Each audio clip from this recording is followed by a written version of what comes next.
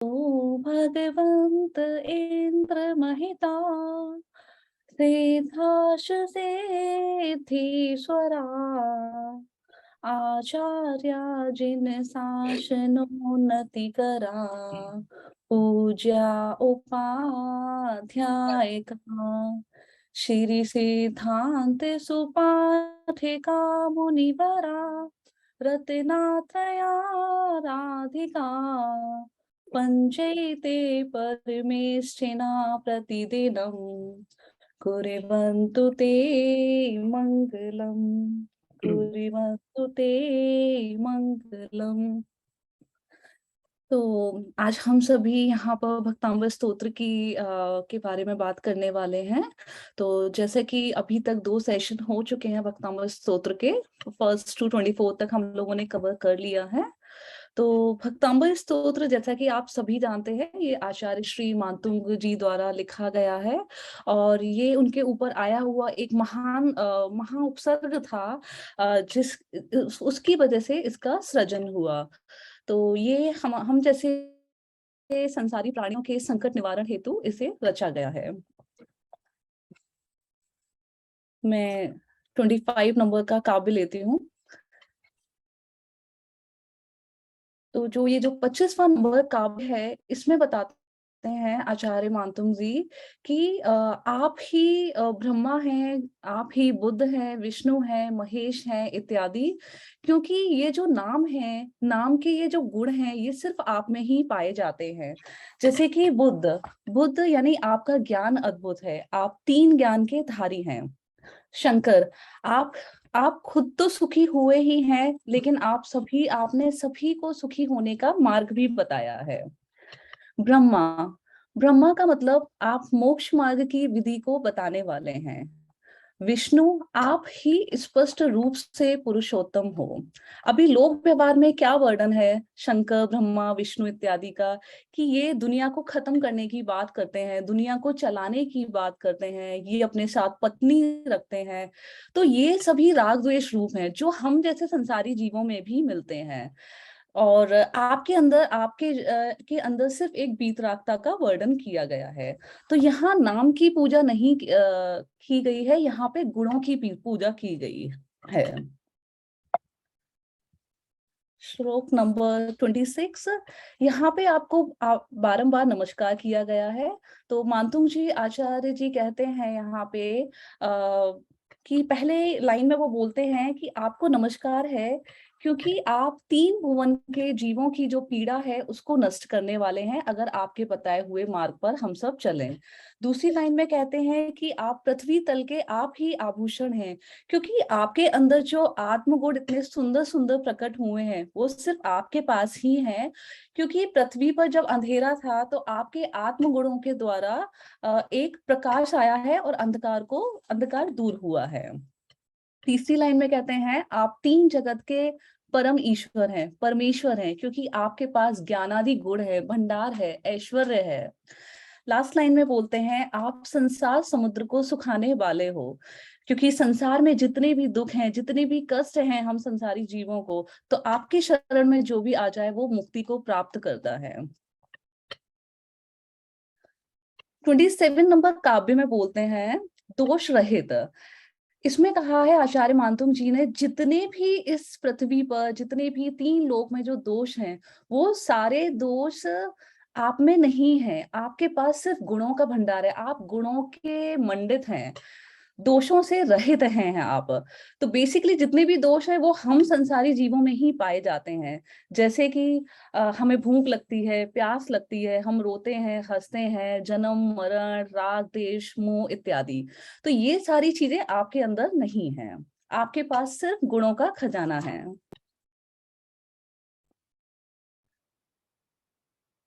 28 number काव्य से अब 35 नंबर तक प्रातिहार्य चलेंगे। इसमें प्रातिहार्यों का वर्णन किया गया है, उसके द्वारा आचार्य मातुंग जी ने आपकी स्तुति की है। तो पहले हम प्रातिहार्य को शॉर्ट में समझ लेते हैं कि ये क्या होता है। तो प्रातिहार्य हमें 2 चीज बताते हैं, एक तो महिमा बताते हैं और एक ये मन को हरने वाले होते हैं। प्रातिहार्य 8 तरह के होते हैं, जिसमें से 5 प्रातिहार्य की रचना कुबेर द्वारा की जाती है इंद्रों के आदेश से, और 3 प्रातिहार्यों की रचना देवों द्वारा की जाती है। वो 3 प्रातिहार्य हैं दुंदुभि, पुष्पवृष्टि और दिव्य ध्वनि। तो ये 3 प्रातिहार्य देवलोक और बाकी के 5 प्रातिहार्य कुबेर लोग करते हैं। तो अशोक वृक्ष जैसे कि हमारा पहला है, जिसकी रचना कुबेर लोग करते हैं। अशोक वृक्ष कैसा होता है? ये शोक रहित होता है। जो जीव भी इसकी शरण में पहुंचता है, उसके सारे शोक, कष्ट, दुख सारे दूर हो जाते हैं।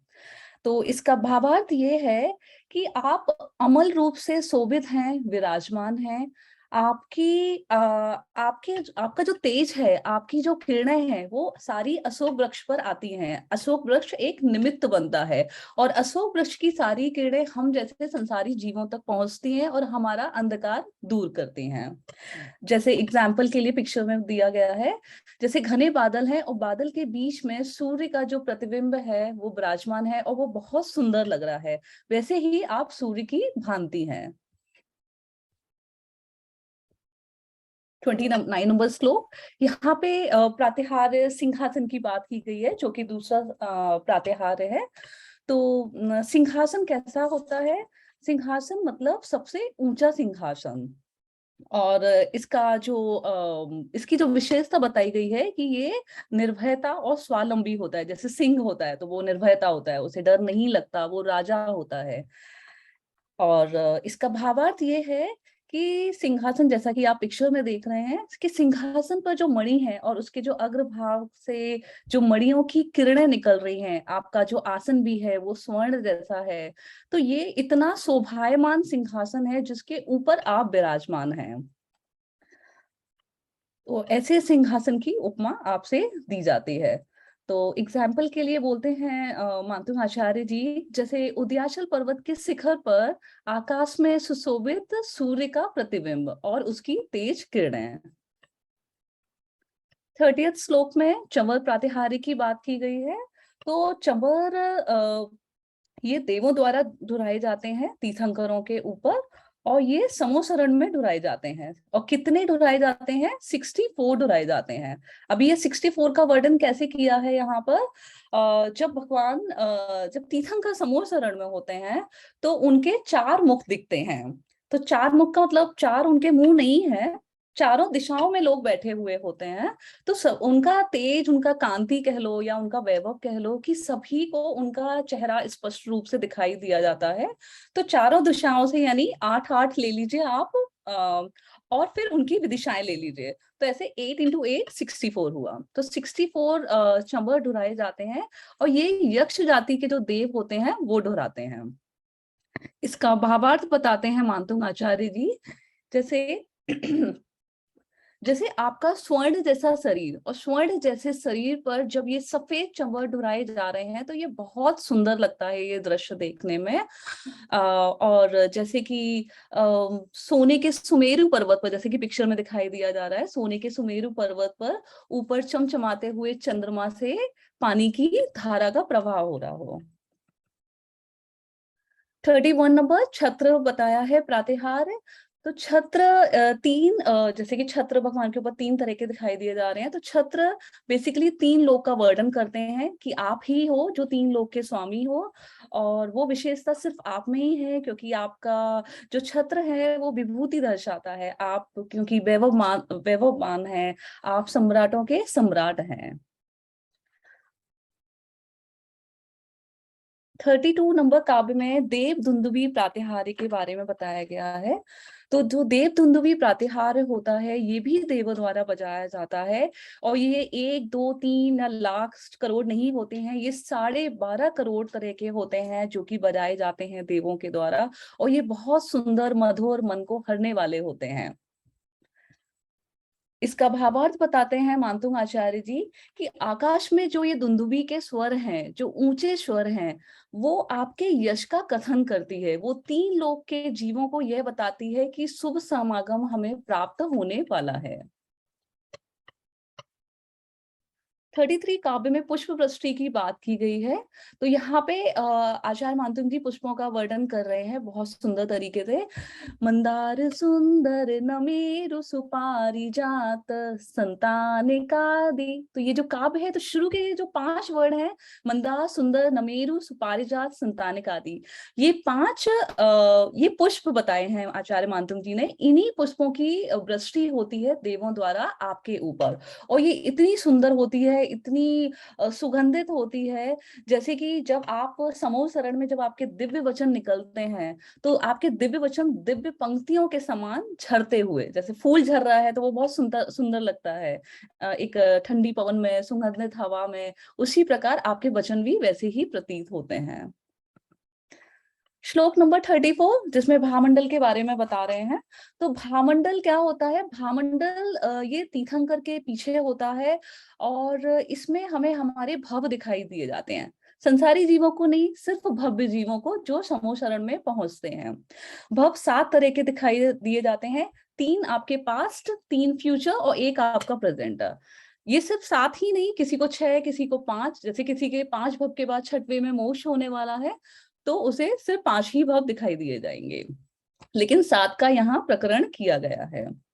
तो इसका अर्थ ये है, मानतुंग जी आचार्य कहते हैं कि भामंडल का जो ये तेज है आपके पीछे, वो 1000 सूर्यों की भांति जैसा है, 1000 सूर्यों से कहीं ज्यादा है, और ये आताप है इसका, इसकी जो किरणें हैं वो जलाती नहीं है किसी को, ये अंधकार को नाश करती हैं, और ये चंद्रमा जैसी शीतलता को प्रदान करती है, ऐसी कांति भामंडल की बताई गई है। 35 नंबर काव्य में दिव्य ध्वनि के बारे में बताते हैं, ये लास्ट प्रातिहार है। तो दिव्य ध्वनि होता क्या है? दिव्य ध्वनि सिर्फ केवल ज्ञानधारी जो भगवान होते हैं उनके ऊपर खिड़ती है, और ये 24 घंटे में 4 बार खिड़ती है। दिव्य ध्वनि गर्दह के बिना कभी नहीं खिड़ती है। ये 1 योजन तक सुनाई दी जाती है, और सबको अपनी अपनी मातृभाषा में सुनाई दी जाती है, या अपनी अपनी भाषा कह लीजिए। जैसे कि वहां पे आप देख रहे हैं पिक्चर में, मनुष्य भी हैं, देव इत्यादि हैं, और त्रिंश जीव हैं, तो ये सभी लोग अपनी अपनी भाषा में समझ लेते हैं, और ये स्वयमेव और मुख से खिड़ती है ये। तो इसका भावार्थ ये है, मानतुंग जी आचार्य कहते हैं कि यह वो अलौकिक वाणी है जो स्वर्ग और मोक्ष का रास्ता बताती है, सच्चा सुख सुख के बारे में बताती है, वस्तु और पदार्थों में क्या अंतर है उसका स्पष्ट रूप बताती है, और ये सारी भाषाओं में परिणमित होती है, ये दिव्य ध्वनि का स्वभाव होता है। 36 नंबर काव्य के में बताया है कमलों की रचना, जो कि ये भी देवों के द्वारा होती है। तो कमल का यहाँ वर्णन ऐसे किया है कि ये जो कमल है स्वर्णिम होते हैं, और ये देवों की संरचना द्वारा होते हैं। तो जब भी जब भगवान का विहार होता जाता है जिस दिशा में, तो 225 कमलों की संरचना होती है, और ये बहुत सुंदर होती है, ये बहुत शोभायमान होती है। इसकी रचना भी कुबेर लोग ही करते हैं। तो इसका भावार्थ ये है कि जब आप धर्मोपदेश के लिए विहार करने जाते हैं, तो आपके चरणों के नीचे देव लोग स्वर्णिम कमलों की रचना करते हैं, और आपके जो चरणों पर जो नख हैं, उसके अग्रभाग में जो नख हैं, उसमें से भी जो किरणें निकलती है वो भी बहुत सुंदर लगती हैं देखने में। तो ये था भावार्थ सभी छंदों का। और तो ये मेरा लास्ट काव्य था। आपका आप लोगों का कोई क्वेश्चन हो तो मुझे बताएं।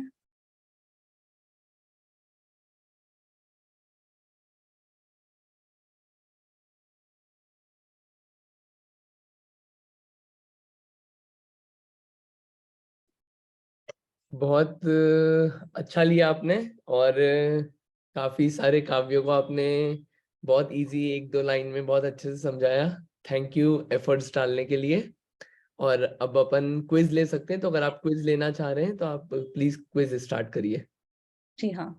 तो मेरा पहला क्वेश्चन है कि प्रातिहार्य क्या होते हैं और आप उनके नाम बताएं। भैया आप सिलेक्ट कर लेना, क्योंकि स्क्रीन में मुझे दिखेगा नहीं जो भी रेज करेगा हैंड। अच्छा ठीक है। हाँ। शॉर्ट में ही बताइए आप लोग, प्रातिहार्य आप क्या समझते हैं उनके बारे में और उनके नाम बताएं। हाँ जी, शिखा दीदी बताइए। मैं ना थोड़ा सा प्रयास कर रही हूँ, I am not very good in it, लेकिन ट्राई कर रही हूँ। तो प्रातिहार्य तो ये होते हैं कि प्रातिहार्य भगवान का गौरव प्रतीक होते हैं। एक तरीके से भगवान का मतलब भगवान की कितनी महिमा है, उनका कितना गौरव है, उसके संकेतक होते हैं वो। प्रातिहार्य 8 होते हैं और जिनके मैं नाम बता सकती हूँ, मैं बता रही हूँ। अशोक वृक्ष, भामंडल,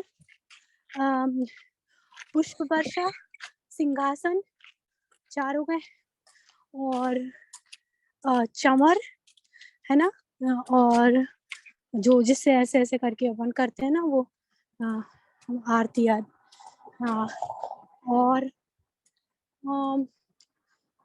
दिव्य ध्वनि। मैं बस इतना ही बता पा रही हूँ। ठीक है, आपका प्रयास अच्छा है। अच्छा, कितने सही थे प्रातिहार्य? हाँ, सारे सही थे, लेकिन 2 मिस हैं। एक छत्र रह गया और देव धुंदुभी। हाँ ठीक है, ओके, हाँ थैंक यू। प्रातिहार्य की डेफिनेशन ठीक थी। हाँ, प्रातिहार्य की, हाँ, बेसिकली प्रातिहार महिमा को बताते हैं और ये मन को हरने वाले होते हैं। तो हाँ, तीर्थंकर का गौरव ही कह लीजिए आप। हाँ ठीक है, ठीक है, ओके। तो मेरा सेकंड क्वेश्चन है, अशोक वृक्ष की ऊंचाई बताएं।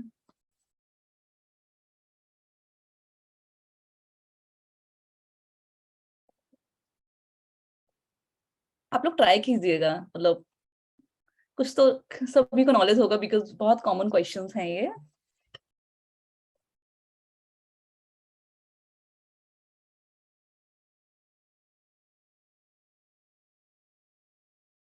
सिर्फ एक हाथ खड़ा है शिखा दी का, लेकिन और कोई ट्राई करना चाहता है आप में से?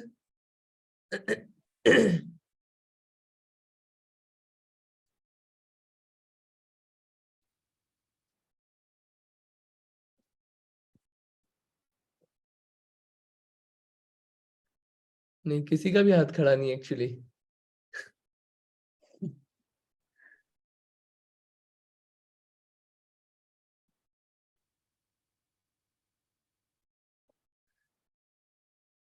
ठीक है, मैं ऑप्शंस देती हूँ। मैं ऑप्शंस देती हूँ नए लोगों के लिए।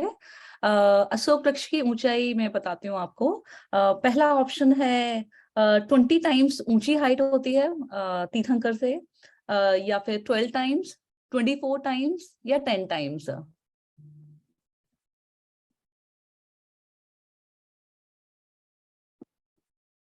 20, 24, 12 और 10। अब तो 4 लोग मिलके भी आंसर दे सकते हैं, एक एक ऑप्शन करके। 24 टाइम्स होती है।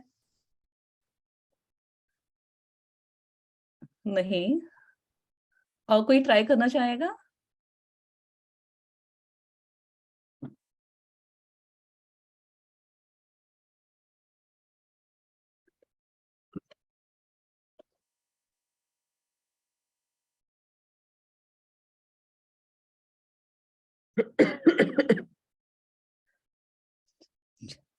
ठीक है, तो किसने रेज हैंड किया था? शिखा दी ने किया था।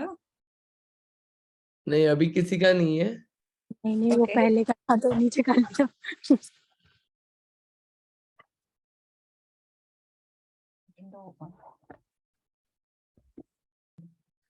ठीक है, मैं इसका आंसर देती हूँ।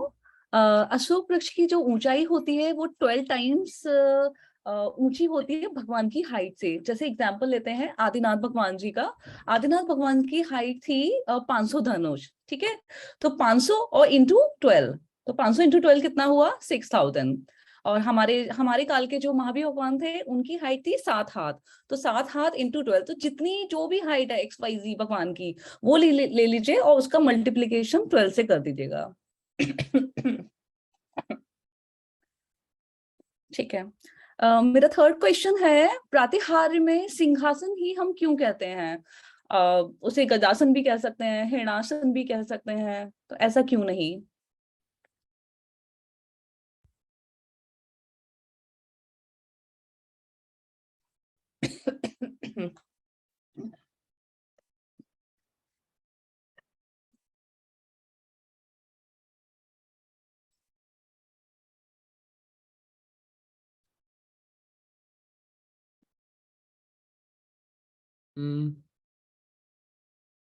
अर्चना जी आपका हाथ खड़ा हुआ है, प्लीज बताइए।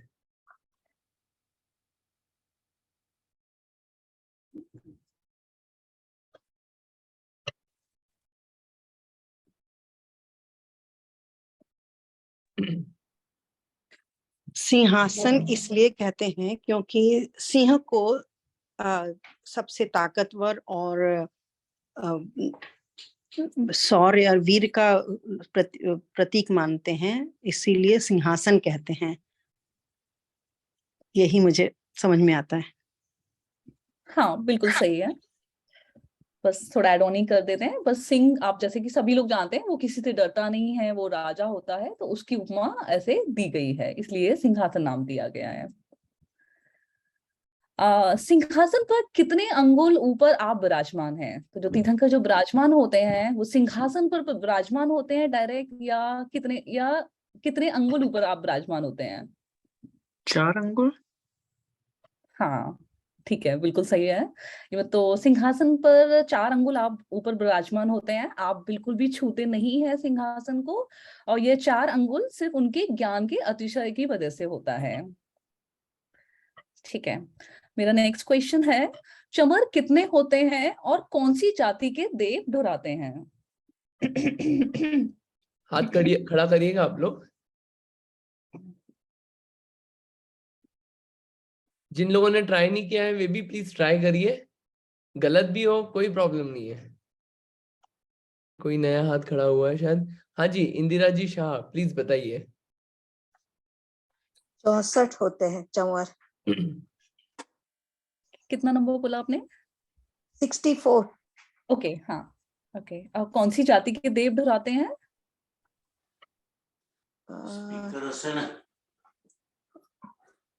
नाम याद नहीं आ रहा है। ठीक है, मैं ऑप्शन देती हूँ। मगध जाति के देव, यक्ष जाति के देव, 2 ही ऑप्शन देती हूँ मैं अभी। अच्छा, यक्ष जाति के देव। हाँ, तो यक्ष जाति के देव चमर दोहराते हैं। ठीक है, थैंक यू। थैंक्स। हाँ, 6 नंबर क्वेश्चन है, कितने प्रकार के जो यंत्र होते हैं, बाजे होते हैं, वो बजाए जाते हैं और कहाँ बजाए जाते हैं?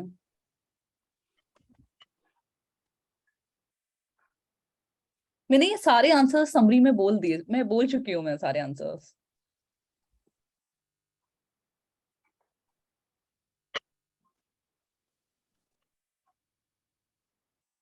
कितने प्रकार के, यानी आपको नंबर बताना है, जो ध्वनि यंत्र देवों द्वारा बजाए जाते हैं उनकी काउंटिंग क्या है, और ये कहाँ बजाए जाते हैं, किस अवसर पर बजाते हैं देव लोग?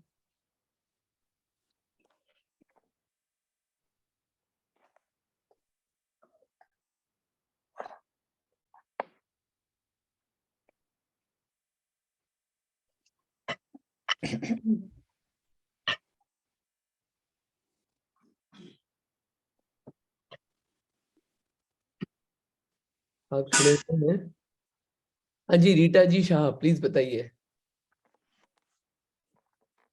जय जिनेन्द्र, जब तक मुझे समझ में आया तो 12 करोड़ के देवदुंदुबी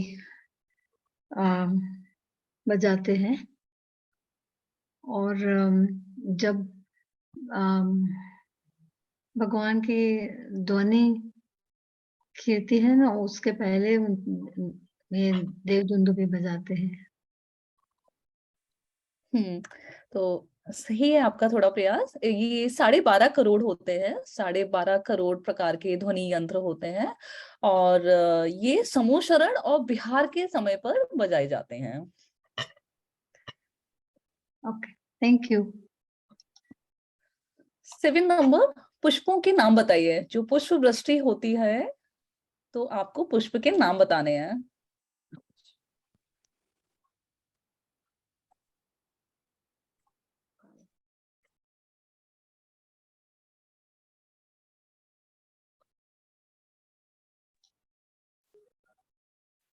एक नया हाथ खड़ा हुआ है, शिखा दी आपका पुराना हैंड रेज्ड है या?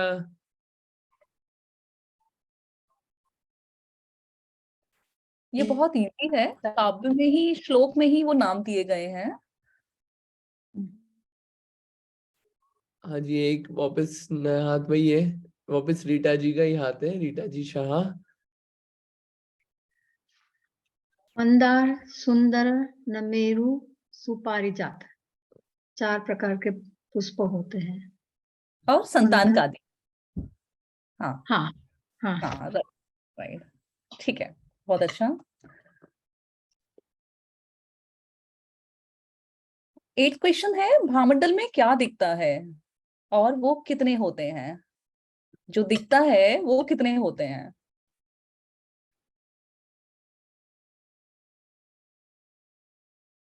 हाँ जी अंकित भैया बताइए प्लीज।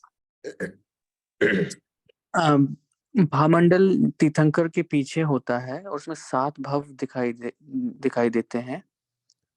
और भामंडल में 1000 सूर्य की किरणों से भी ज्यादा उसका तेज होता है। राइट, बहुत अच्छा आपका, ठीक है। ओके, 9th क्वेश्चन है, दिव्य ध्वनि के बारे में कोई भी 5 विशेषता बताएं। मतलब कोई भी आप 5 पॉइंट्स बता सकते हैं। दिव्य ध्वनि के बारे में बहुत सारे पॉइंट्स हैं, तो आपको शॉर्ट में 5 लाइंस में बताना है। क्या जानते हैं आप लोग दिव्य ध्वनि के बारे में? क्योंकि जब हम दिव्य ध्वनि के बारे में पढ़ते हैं तो बहुत सारे 10, 15, 20 पॉइंट निकलते हैं, तो मैं यहाँ पे सिर्फ 5 पूछ रही हूँ आपसे।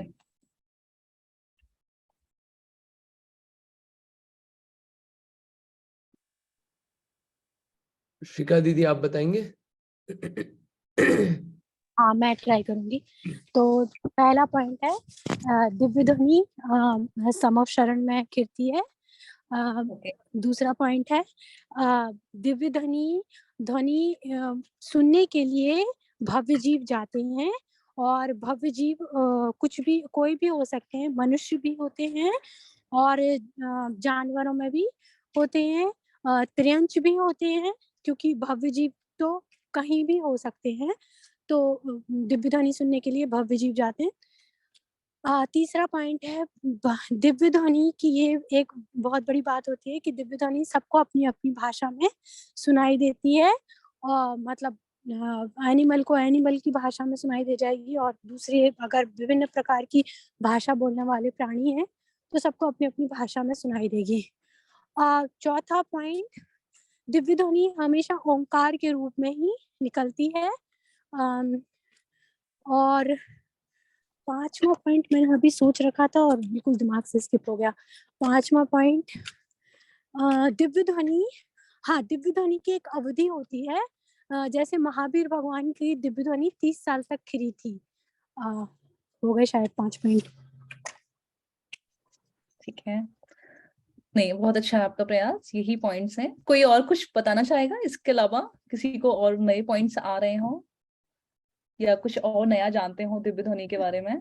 जस्ट एडिशन करूंगा 1 point. I am not sure if it is Sure. Right, but Divya ध्वनि गणधर के द्वारा सुनाई जाती है सारे जीवों को। हाँ, जब गणधर उपस्थित होते हैं तभी होती है। ये तो बहुत इंपॉर्टेंट पॉइंट है, बिल्कुल सही, ठीक है। गणधर के द्वारा सुनाई जाती है कि गणधर गणधर के उसको द्वारा नहीं, हाँ, देख गणधर लेते का हैं? होना अनिवार्य है। हाँ, गणधर के हाँ, बिना ध्वनि वो, नहीं गिरती। राइट राइट, हाँ, उसको ये वो द्वादशांक में कन्वर्ट करते हैं। हाँ हाँ उसको अंकित भैया बहुत अच्छा बताएंगे, लेकिन मैं अपनी कच्ची नॉलेज बता रही हूँ कि वो उसको हाँ, कलेक्ट करते हैं और शायद द्वादशांक में कन्वर्ट करके उसको लिखते हैं। राइट राइट, ऐसा ही है। हाँ, यही बताया था भैया ने, ठीक है। और एक और चीज शायद है, I don't know if Shikha ji already said it, मैंने शायद नहीं सुना, कि 4 बार दिन में खिलती है बिल्कुल दिव्य सही, ध्वनि। हाँ हाँ 24 मिनट के लिए। हाँ, तो वो 4 बार बताइए आप, शारुदी। मुझे ऐसे इतना याद नहीं है। थोड़ा सा ही, बस इतना ही ध्यान था, तो हाँ, मैंने सोचा। और 1 योजन तक सुनाई देती है। बिल्कुल सही, बहुत अच्छा। और भी कोई?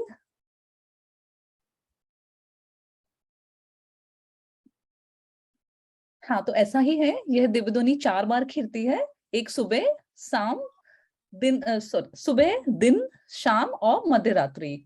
और विशेष अवसर पर भी खिलती है, यानी जब कोई चक्रवर्ती आया हुआ हो, उसके कोई प्रश्न आदि हो, तो फिर वो दिव्य ध्वनि और खिलने लग जाती है।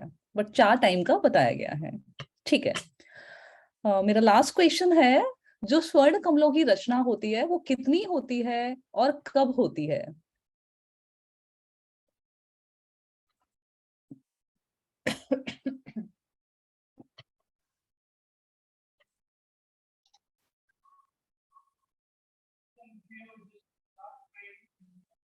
ये पुराना खड़े आपको, हाँ, नंबर बताना है, कितने कमल होते हैं, कितने कमलों की रचना होती है देवों द्वारा, और वो किस समय पर होती है? मैं बताऊं?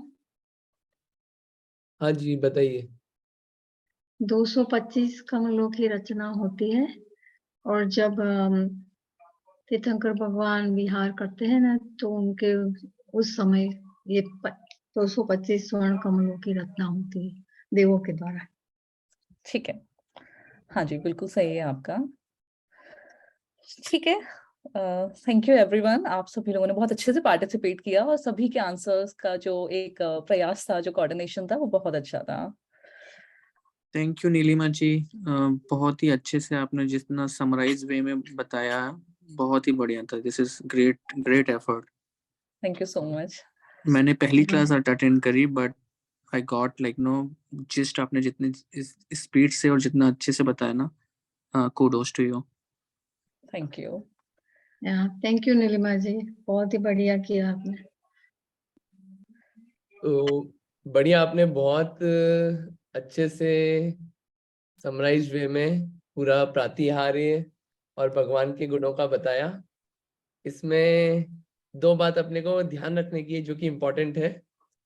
ये पहले अपन ने आगे जो पढ़ के आए 7 से 27 भगवान के आंतरिक गुण कैसे हैं, वीतरागता, सर्वज्ञता, केवल ज्ञान, अद्वितीयता, ये सब बातें पढ़ के आए। और उसी का रिजल्ट है ये 8 प्रातिहार्य मिले। ये 8 प्रातिहार्य जो हैं ये भगवान की अंतरंग वीतरागता ही है जिसके कारण ये पुण्य सामग्रियां प्राप्त हुई। सीधे पुण्य सामग्रियां सबको प्राप्त नहीं हो जाती। अंतरंग आत्मा पवित्र होती है तो बाहर में देवगण है, जो बड़े बड़े इंद्र हैं, वो भी सेवा में आते हैं। ये एक चीज देखने को मिलती है।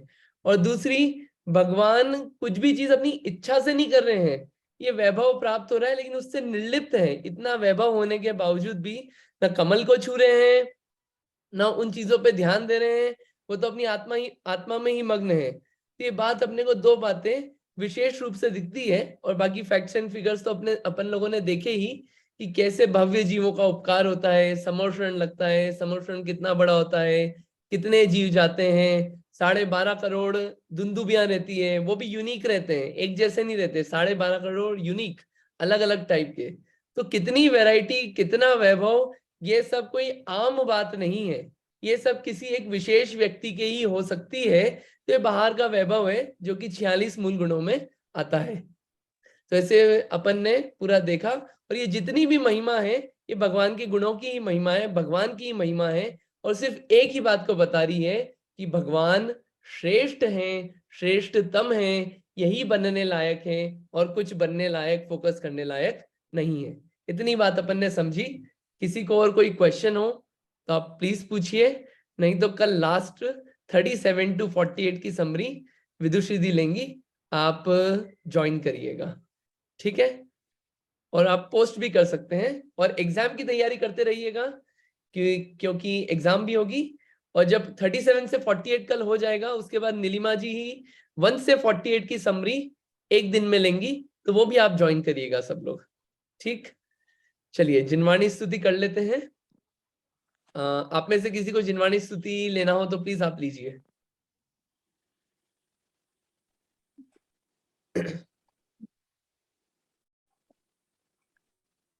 हाँ नीलिमा जी आप ले रहे हैं क्या? हाँ, मैं ले लेती हूँ। मिथ्यातम नाश वेको ज्ञान के प्रकाश वेको आपा परिभास वेको भानु से बखानी है। क्षयो द्रव्य चान देखो बंद विधिवान देखो सुपर पिछान देखो परम प्रमानी है। अनुभव जताए देखो जीव के सताए देखो काहू न सताए देखो भव्य और आनी है। जहाँ तहाँ तार देखो, पार के उतार देखो, सुख विस्तार देखो, यही जिंदवाणी है। हे जिंदवाणी भारती, तो ही जपो दिन रैन, जो तेरी शरणा गहे सो पावे सुख चैन। जहाँ वाणी के ज्ञान ते सूझे लोकालो, सो वाणी मस्तक नमो सदा देते ही दो। कायोत्सर्ग।